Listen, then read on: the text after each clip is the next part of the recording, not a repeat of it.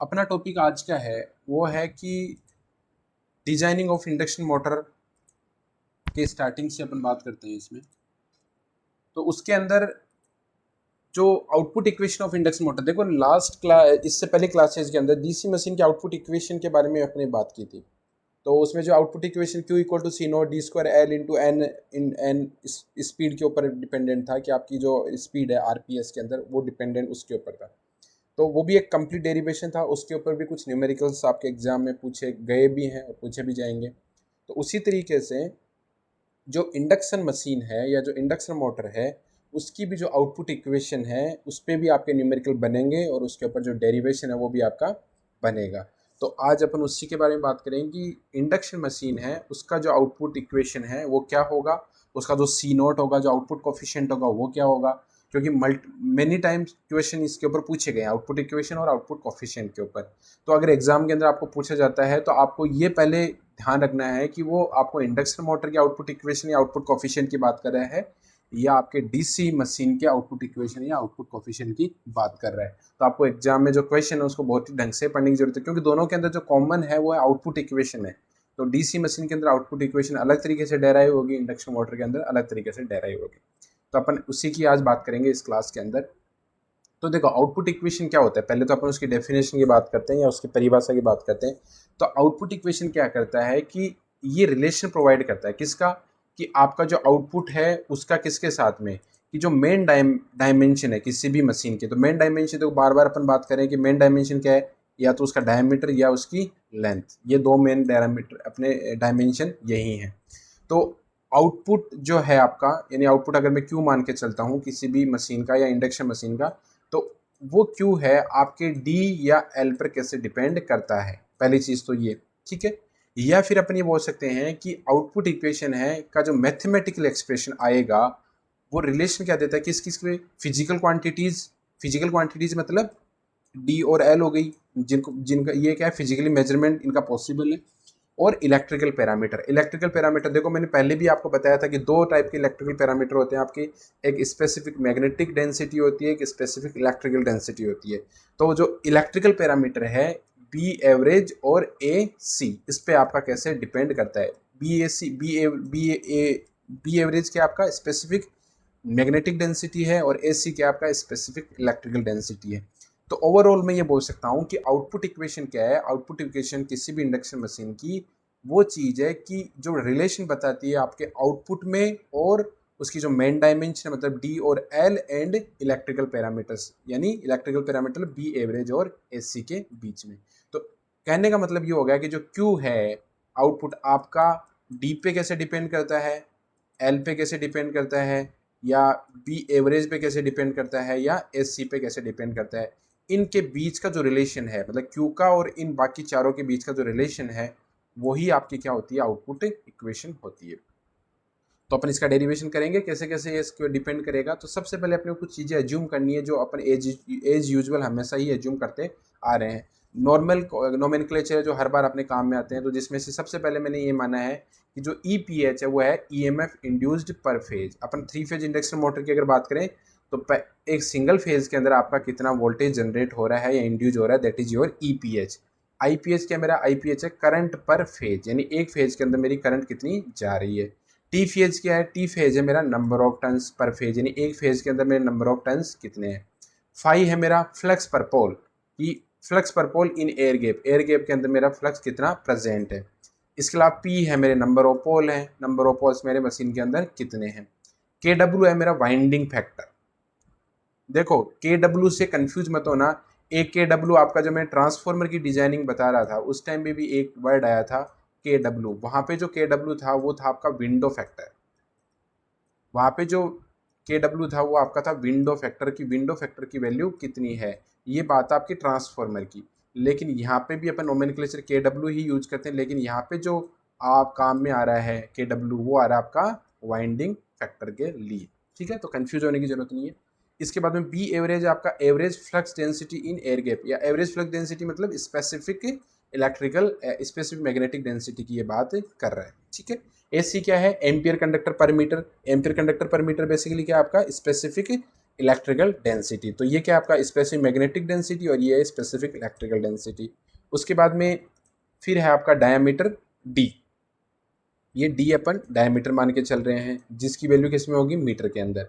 फिर है एल जो कि लेंथ है, स्टेटर कोर लेंथ है, उसकी भी वैल्यू किस में होगी आपकी, मतलब उसका डायमेंशन क्या होगा, एम, मीटर के अंदर। फिर एन एस आपकी सिंक्रोनस स्पीड इन आरपीएस। जो कैपिटल एन लेते हैं वो लेते हैं अपन आरपीएम के लिए, रिवोल्यूशन पर मिनट के लिए, और जो आरपीएस है, एन एस है, that is taken for RPS, revolution per second. Okay. And cos phi आपका full load power factor. Cos phi क्या है, फुल लोड को पावर फैक्टर। और एक बच गया आपका eta, eta is full load efficiency. तो ये नोमेनक्लेचर अपन नॉर्मली जानते हैं, ये सारी चीज़ें ऐसी है, लेकिन एक बार अपन कोई भी डेरिवेशन स्टार्ट करने से पहले अपने को पहले ये डिनोट करना पड़ता है कि कौन सी चीज़ अपन क्या रिप्रेजेंट आपकी क्या शो करेगी, ये आपको पता होना चाहिए। तो ये नॉर्मल नोमेनक्लेचर जो अपन डे टू डे लाइफ में अपन इलेक्ट्रिकल में यूज ही करते हैं।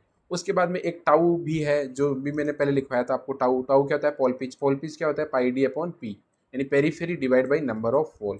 तो ये आ जाएगा पोल पिच। पोल पिच का डेफिनेशन मैंने बता ही दिया है कि दो पोल्स के बीच की जो इलेक्ट्रिकल डिस्टेंस है, that is called your toll pitch. ठीक है। अब देखो कि अब अपन स्टार्ट करते हैं इसका डेरिवेशन की कैसे वो डेरिवेशन आपका बनेगा। ठीक है। तो देखो अपन ये मान के चल रहे हैं कि the KVA rating of three phase induction motor is given by, यानी जो केवीए रेटिंग है इंडक्शन मोटर की, जैसे अपन बोलते हैं कि ये इतनी केवीए की, इतनी केवीए, 2 केवीए, 5 केवीए, 10 केवीए, तो KVA rating is given by considering, मैं मान के चलता हूँ कि एम फेज की आपकी मशीन है। एम फेज में आपका कितना भी हो सकता है, आपका एक फेज की भी हो सकती है, 3 फेज की भी हो सकती है, और अगर मल्टी फेज सिस्टम है तो आपका मोर देन 3 भी आपकी हो सकती है। लेकिन नॉर्मली अपन 1 फेज और 3 फेज यूज करते हैं। लेकिन अगर मान लो कि एम फेज की आपके मशीन है, एम फेज कितना भी हो सकता है, तो उसका जो एफिशिएंसी होगी वो तो आपको पता ही है। एफिशिएंसी क्या होती है, आउटपुट अपॉन इनपुट। ठीक है। आउट परसेंटेज के अंदर नहीं ले रहे हैं अपन, नॉर्मली ले रहे हैं, तो आउटपुट अपॉन इनपुट। तो इसको अगर अपन फर्दर सॉल्व करें तो अपन ये बोल सकते हैं कि जो आउटपुट है एफिशिएंसी और इनपुट पे कैसे डिपेंड करेगा, तो एफिशिएंसी इनटू इनपुट की वैल्यू किसके बराबर होगी, आपके आउटपुट, और ये अपनी किलोवाट के अंदर होगी, किलोवाट के अंदर एफिशिएंसी होगी। अब अगर मान लो, अब अपने को इसी ही फॉर्मूले को यूज करते हुए, यानी आउटपुट इक्वल टू, क्योंकि efficiency equal to output upon input होता है, तो आउटपुट इक्वल टू क्या हो गया आपका, output equal to input into efficiency हो गया। और अगर ये किलोवाट के अंदर है तो किलोवाट के अंदर इसको अपन 10⁻³ से यहाँ पे मल्टीपल, वो आगे देखेंगे अपन, है ना। तो अब अपने को इसी फॉर्मूले को यूज करते हुए कंप्लीट डेरिवेशन अपने को करना है। इसको इक्वेशन नंबर मैंने 1 दे दिया। तो अब मैं मानता हूँ कि नाउ इनपुट टू मोटर, आपने अभी इलेक्ट्रिकल मशीन सेकंड के अंदर जहाँ इंडक्शन मोटर आपने पढ़ रहे हो, तो उसके अंदर आपने पढ़ा है कि जो इंडक्शन मशीन है या इंडक्शन मोटर है, उसका जो आउटपुट होता है, नहीं इनपुट सॉरी, अगर 3 फेज सिस्टम है आपका, 3 फेज इनपुट आपने दे रहे हो, तो जो उसका इनपुट होगा that will be √3 VL IL cos phi, जहाँ पे VL क्या है आपका लाइन वोल्टेज, IL क्या है लाइन करंट, cos फाई क्या power factor between voltage and current. लेकिन अगर आपको फेज के अंदर लिखना है तो आप ये लिखोगे कि जो इनपुट होगा वो होगा 3V phase I phase cos phi, जहाँ पे V फेज क्या है पर फेज वोल्टेज, I फेज क्या है पर फेज करंट, और cos फाई क्या है फेज वोल्टेज और फेज करंट के अंदर के बीच का जो पावर फैक्टर है वो। तो अगर एम, आप ये मान के चल रहे हो कि एम फेज की अगर मशीन है, तो जो मेरा आउटपुट होगा, या सॉरी आउटपुट तो इनपुट इनटू एफिशिएंसी हो गया, इनपुट जो होगा that will be, input will be equal to M V phase I phase cos five into 10⁻³ ये 10⁻³ क्यों ले रहा हूँ मैं, क्योंकि अगर मान लो कि सपोज करो मेरे को ये दे रखा है कि 50 वाट अगर आपको आउटपुट है, अगर मेरे को बोला है कि इसको आपको किलोवाट में कन्वर्ट करना है, तो आप क्या करोगे 1000 से डिवाइड कर दोगे। तो मैं क्या बोलता हूँ कि 50 इंटू 10⁻³ मेरी कितनी हो जाएगी, 50 इंटू 10⁻³ क्या हो जाएगा मेरा किलो वाट। तो मैंने इस इनपुट को किलोवाट में कन्वर्ट करने के लिए मैंने 10⁻³ से -10⁻³ से मल्टीप्लाई कर दिया है। ठीक है, 10⁻³ से मल्टीप्लाई। अब ये तो बात हुई जनरलाइज, मतलब जब आपके एम फेज है, जब एम फेज का सिस्टम है तो एम बी फेज इंटू आई। लेकिन अब 3 फेज सिस्टम है तो क्या हो जाएगा, input equal to 3V phase I phase cos 5 into 10⁻³ into 10⁻³ kilowatt. Kilowatt क्यों आया, क्योंकि 10⁻³ आप यहाँ पे यूज कर रहे हो। अब ये चीज़ तो हुई है कि इनपुट आपको पता चल गया। अब आपको पता है कि जिससे कि ट्रांसफॉर्मर में ट्रांसफार्मर में जब आप इनपुट सप्लाई लगाते हो तो इनपुट सप्लाई लगाने से जो प्राइमरी वाइंडिंग है उसके अंदर आपका ईएमएफ इंड्यूज होता है। इसी तरीके से सेकेंडरी वाइंडिंग है उसके अंदर भी ईएमएफ इंड्यूज होता है। सेम उसी तरीके से आपका जो इंडक्शन मशीन है या इंडक्शन मोटर है उसके अंदर भी जब आप वोल्टेज अप्लाई करोगे तो उसकी जो वाइंडिंग है उनके अंदर ईएमएफ इंड्यूस्ड होता है। ईएमएफ इंड्यूज उसके अंदर होता है और जो ईएमएफ इंड्यूज होगा उसकी जो वैल्यू है वो मेरी होती है E phase equal to 4.4 F I T phase into K W. देखो आपने एक ट्रांसफॉर्मर के अंदर इक्वेशन पढ़ी होगी E equal to 4 last time मैंने पढ़ाई है 4.4 या इसको √2 पाई भी बोल देते हैं यहाँ पर √2 पाई एफ 5m इंटू एन ये है। ठीक है, ये 4.44 तो सेम देखो ट्रांसफॉर्मर, इसमें कोई डिफरेंस नहीं है, बस एक ये बाइंडिंग फैक्टर है ये एक्स्ट्रा एड आपका आ जाएगा। तो 4.4 एफ 5m इंटू एन, तो 5 ये तो यहाँ पे भी है। यहाँ पे अपने नंबर ऑफ टर्न्स को अपन एन रिप्रेजेंट करते हैं, यहाँ पे नंबर ऑफ टर्न्स को मैंने टी फेज कर दिया है। Just 1 second, someone is waiting in lobby. Okay, तो टी फेज क्या हो गया मेरा, टी फेज हो गया नंबर ऑफ टर्न्स हो गए मेरे, यहाँ पे मैंने एन मान के चल रहा हूँ। और के डब्ल्यू, हाँ 5 हो गया मेरा फ्लक्स हो गया, फ्रीक्वेंसी मेरी है ही है 4.44, जिसको √2 पाई है, √2 इंटू पाई की जो वैल्यू होती है वो 4.44 ही होती है। ठीक है, यहाँ पे एक एक्स्ट्रा फैक्टर आ गया दैट इज वाइंडिंग फैक्टर, क्योंकि ट्रांसफॉर्मर में जो इक्वेशन होती है वो आपकी इतनी ही होती है। इक्वेशन कहाँ कितनी होगी, जस्ट 1 सेकेंड, इक्वेशन में बताता हूँ आपको।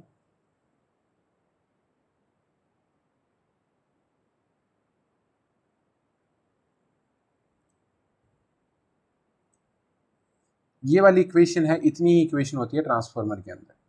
लेकिन इंडक्शन मशीन के अंदर जो इक्वेशन होगी आपकी ईएमएफ जनरेशन की वो होती है, वाइंडिंग फैक्टर भी इसके अंदर इंक्लूड होता है।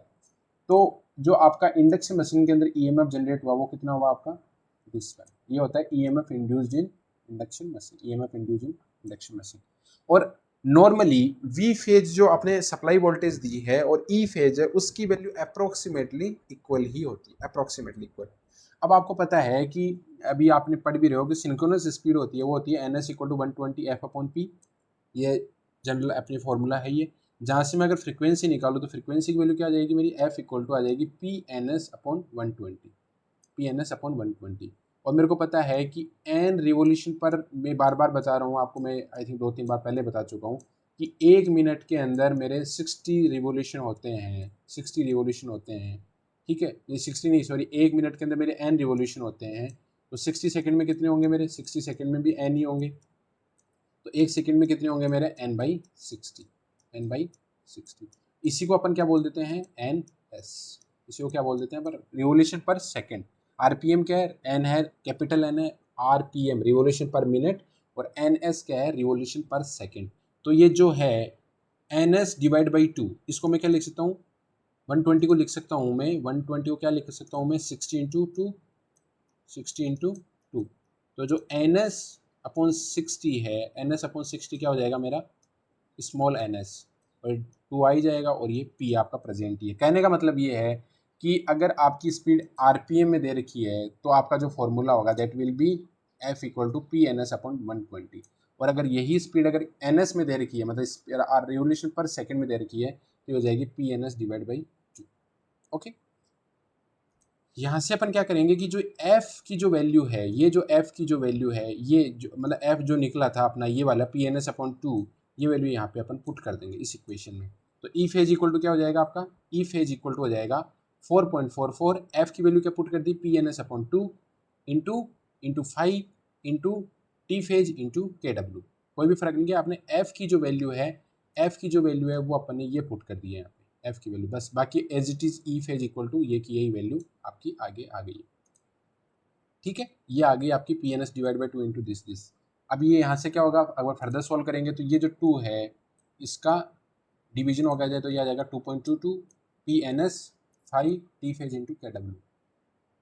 अब देखो, आपको एक चीज़ पता है कि अगर नंबर ऑफ टर्न अगर एक है, नंबर ऑफ टर्न अगर एक है तो उसके अंदर कंडक्टर कितने होते हैं, 2। जो कैसे होते हैं, अपने डीसी मशीन का जो आपको डिजाइनिंग है पार्ट, उसके अंदर मैंने आपको ये बताया था कि एक जो टर्न है उसके अंदर एक कंडक्टर ये होगा, एक कंडक्टर ये होगा। लेकिन ये तभी पॉसिबल है जब आपका सिंगल फेज सिस्टम है। अगर आपका मल्टी फेज सिस्टम है तो जो 1 टन है, क्योंकि 1 टन है आपका एक फेज के अंदर, उसी तरीके से दूसरे फेज के अंदर भी 1 टन होगा, तीसरे फेज के अंदर भी 1 टन होगा, मतलब कंप्लीट फेज के अंदर, मतलब पूरे के अंदर आपका जो होगा वो हो जाएगा आपका जेड इक्वल टू मतलब नंबर ऑफ फेजेस कितने हो जाएंगे, नंबर ऑफ टन्स कितने हो जाएंगे आपके 3 टन्स। और 1 टन के अंदर कितने होते हैं, 2 कंडक्टर होते हैं, तो टोटल कितने कंडक्टर हो गए, 3 × 2 दैट इज 6 कंडक्टर। यानी कहने का मतलब ये है कि 1 टन के अंदर क्या होता है अपना कि एक टन के अंदर टोटल नंबर ऑफ कंडक्टर की बात कर रहा हूं मैं, 1 टन के अंदर टोटल नंबर ऑफ कंडक्टर होते हैं 2। ये बात कर रहे हैं अपन एक फेज की। लेकिन अगर मैं टोटल 3 फेज की बात करूं तो 1 टन एक फेज में होगा, तो दूसरे फेज में भी 1 टन होगा, तीसरे फेज में भी 1 टन होगा। अगर अपन 1 टन की बात करें तो भाई हर एक फेज में 1 ही टन है, तो टोटल कंडक्टर कितने हो गए, 6। और मान लो कि टोटल नंबर ऑफ टन्स अगर मान लो कि टीपीएच है, मतलब एक फेज के अंदर टोटल नंबर ऑफ, जैसे आई थिंक ये चीज़ समझ में आई होगी कि मान लो कि सपोज करो आर फेज है, एक वाई फेज है और एक बी फेज है। आर फेज है उसके अंदर मान लो एक ही टर्न है फॉर एग्जाम्पल, वाई टर्न है उसके अंदर भी एक ही टर्न है, और बी फेज है उसके अंदर भी एक ही टर्न है। तो आर फेज के अंदर टोटल कंडक्टर कितने हुए, 2। इसके अंदर भी कितने हुए, 2। इसके अंदर भी कितने हुए, 2। तो टोटल कंडक्टर कितने हो गए, 6 कंडक्टर हो गए टोटल। लेकिन अगर मान लो मैं ये मान के चलूँ कि आर फेज है के अंदर है मेरे टोटल नंबर ऑफ टर्न्स है मेरे टी फेज, ये मान के चलता हूँ मैं। वाई फेज है उसके अंदर भी कितने हैं मेरे, टी फेज है, और बी फेज है उसके अंदर भी मेरे कितने हैं, टी फेज है। इसके अंदर नंबर ऑफ कंडक्टर कितने होंगे, 2 × TPH, 2 × TPH, क्योंकि एक टर्न में कितने होंगे, 2 कंडक्टर होंगे। इस तरह इसमें भी कितने होंगे, 2 TPH, और इसके अंदर भी कितने होंगे, 2 TPH, इसमें भी कितने होंगे, 2 TPH। तो टोटल कंडक्टर कितने हो गए आपके, टोटल 2 + 2 + 2 कितने हो गए, 6 TPH। यही मैं चीज़ आपको समझाने की कोशिश कर रहा हूँ कि टोटल मशीन के अंदर जो कंडक्टर होंगे that will B Z = 6 TPH। अगर एक फेज के अंदर टन टी फेज है तो वाई फेज के अंदर भी टी फेज होंगे, बी के अंदर टी फेज होंगे। एक टन है उसके अंदर नंबर ऑफ कंडक्टर 2 होते हैं, तो टी फेज के अंदर नंबर ऑफ कंडक्टर कितने होंगे, 2 TPH, वाई फेज में भी 2 TPH और बी में भी 2 TPH, तो टोटल कितने होंगे, 6 TPH। तो इसका मतलब रिलेशन आ गया अपना कि टोटल नंबर ऑफ कंडक्टर और एक इंडिविजुअल फेज के जो टर्न्स है उसके बीच में रिलेशन आ गया कि Z = होता है 6 TPH। तो TPH क्या होगा, Z/6। ठीक है, इसी टी फेज की जो वैल्यू है उसको अपन यहाँ पे पुट कर देंगे।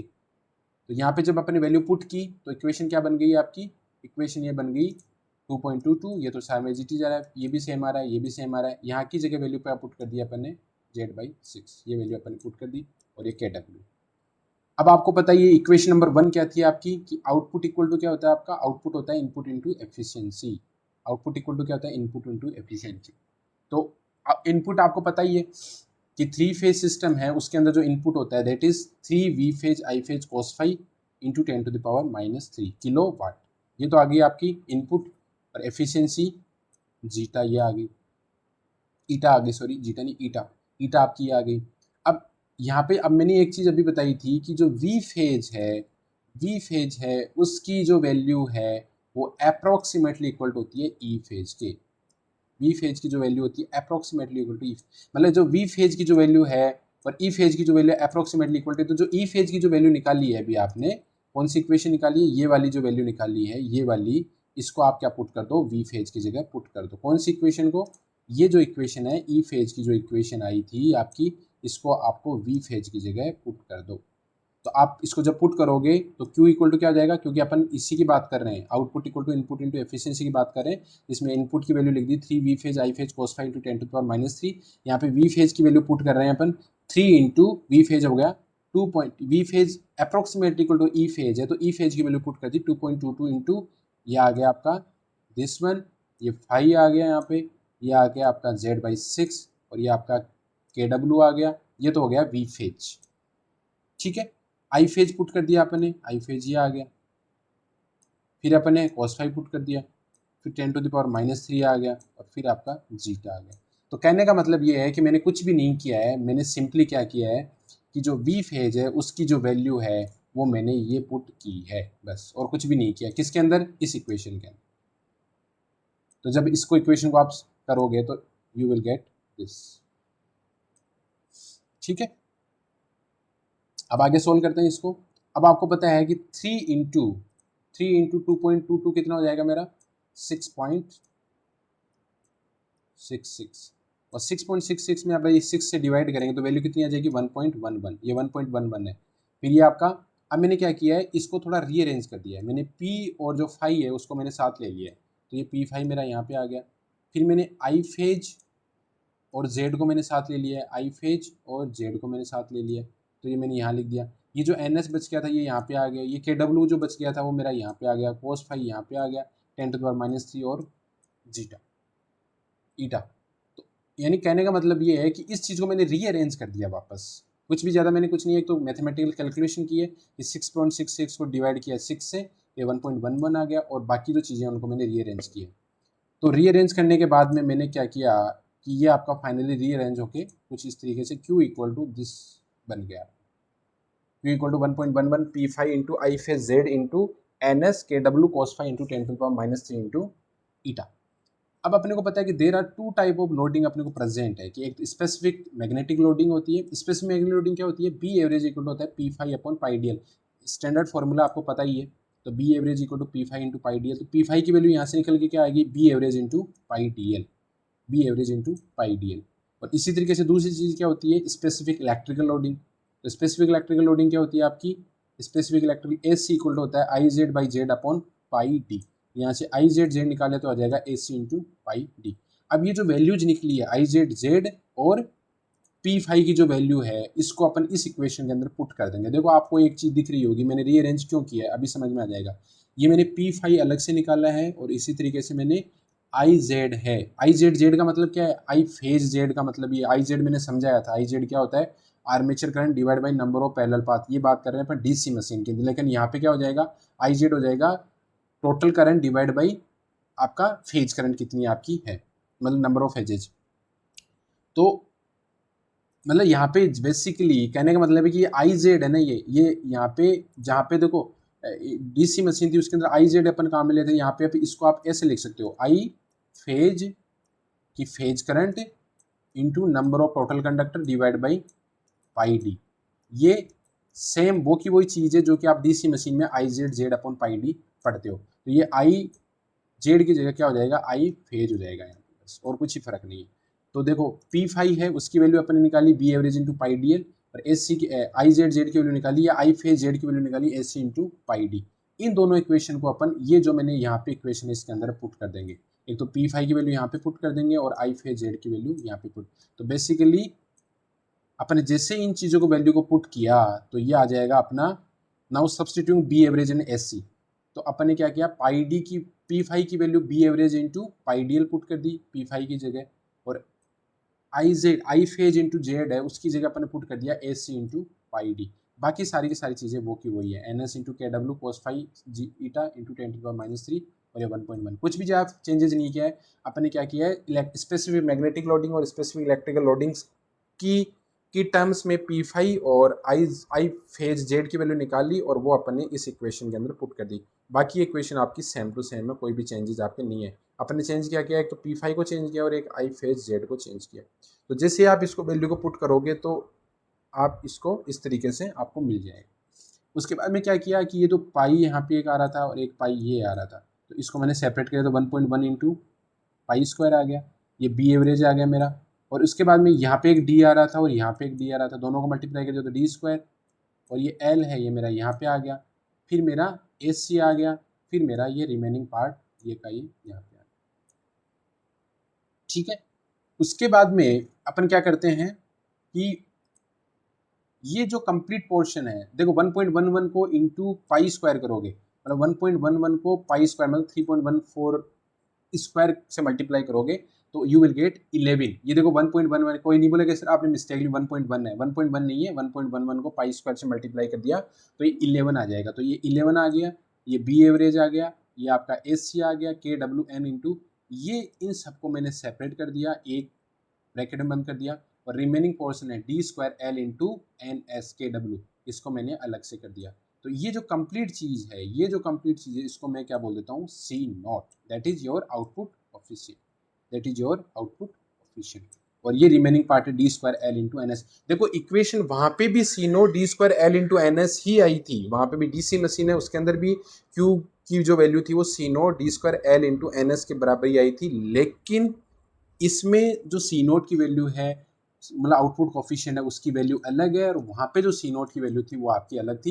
वो डीसी मशीन के अंदर आप देख रहे हैं कि वहाँ पे सी नोट की वैल्यू अलग थी और यहाँ पे सी नोट की वैल्यू अलग है। लेकिन जो आउटपुट कोफिशिएंट है, आउटपुट आपका जो आउटपुट है वो तो C naught into D square L into N S. आप ये बोलोगे कि सर फॉर्मूला तो सेम ही है, यस फॉर्मूला सेम है, लेकिन वहाँ पे सी नोट की वैल्यू अलग है और यहाँ के सी नोट की वैल्यू अलग है।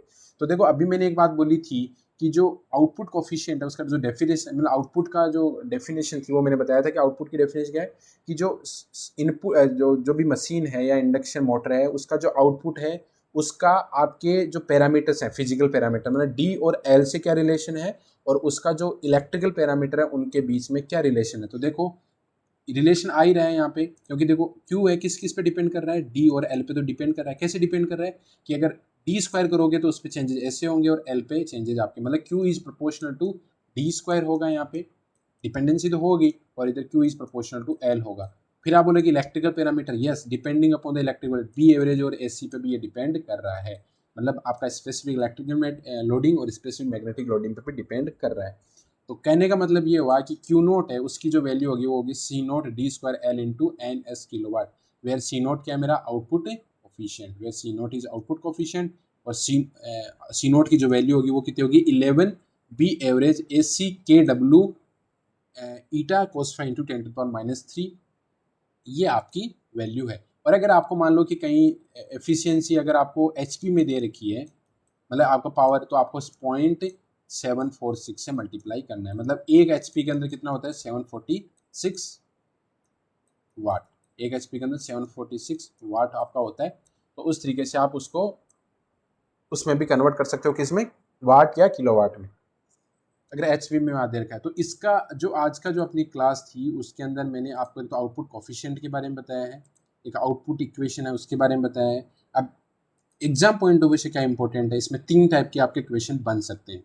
तीन टाइप के क्वेश्चन क्या क्या बनेंगे, तीन टाइप के, पहला क्वेश्चन बनेगा आपका कि आपको वो बोल सकता है कि इस इंडक्शन में 3 फेज इंडक्शन मशीन है उसका जो आउटपुट इक्वेशन है उसको आप कंप्लीटली डेराइव कीजिए। तो ये कम से कम 6 मार्क्स का क्वेश्चन आपका बन सकता है। तो इंडक्शन मोटर का आउटपुट कोफिशिएंट है, आउटपुट कोफिशिएंट का आउटपुट का जो इक्वेशन है उसको डेराइव कीजिए, तो 6 नंबर का क्वेश्चन आपका हो सकता है। तो ये आपका बड़ा क्वेश्चन पूछता है। दूसरा ये पूछ सकता है कि मान लो कि वो आपको सी नोट की वैल्यू दे दे, डी की वैल्यू दे दे, एल की वैल्यू दे दे और आरपीएम दे दे, या फ्रीक्वेंसी दे दे, या नंबर ऑफ पोल दे दे। तो उसे एनएस निकाल सकते हो, एनएस से आप आरपीएम में स्पीड पता चल गई तो आपकी आरपीएस भी स्पीड पता चल सकती है।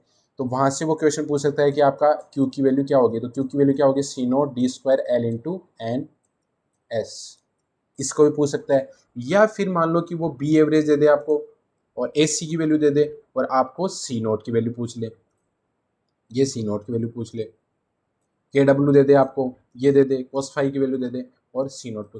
तो कहने का मतलब है कि आपका यहाँ पे न्यूमेरिकल भी बन सकता है और आपका थ्योरी भी बन सकता है। तो थ्योरी में तो क्या बनेगा आपका कि आउटपुट, या फिर ये पूछ सकता है कि डेराइव कीजिए कि जो सी नोट है कि इंडक्शन मटेरियल में के अंदर जो सी नोट है उसकी वैल्यू आपकी ये आती है, ये भी डेराइव करवा सकता है कि जो सी नोट है उसकी वैल्यू आपकी ये, इसको डेराइव कीजिए। तो डेरिवेशन होगा तभी तो पता चलेगा कि भाई यहाँ सी नोट की वैल्यू ये निकल के आ रही है। जब आप ये रिलेशन फाइंड आउट करोगे, मतलब इस स्टार्टिंग से लेके जब रिलेशन ये फाइंड आउट करोगे तभी तो आपको पता चलेगा कि सी नोट ये है।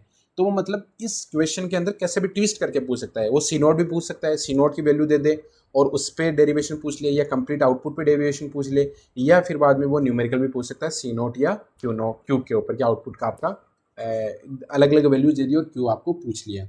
तो इस तरीके से आपका जो आउटपुट था और आउटपुट का जो कोफिशिएंट था उसके बारे में अपन ने आज डिटेल में बात की है। अब अगर किसी को कोई भी डाउट है तो मेरे को आप पूछ सकते हो।